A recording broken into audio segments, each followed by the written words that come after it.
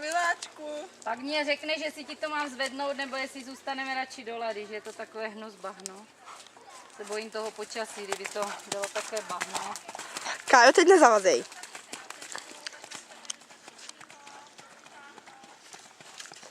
Ach jo, proč jdou černý koně vidět špatně?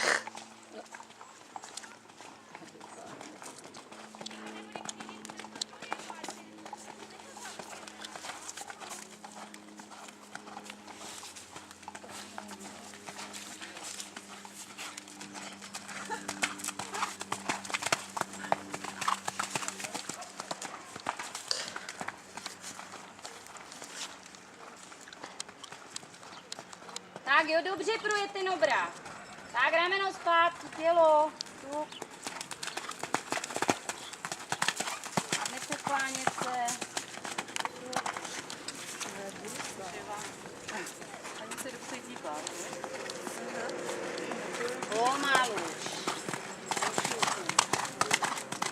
jak bych to dopředu, tak já bych úplně řekla, že úplně jako prostě, že se do toho nebourá, že to přijde taky zvlášť.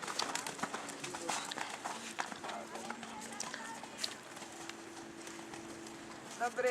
Tak, pěkné. Budeme zvíhat.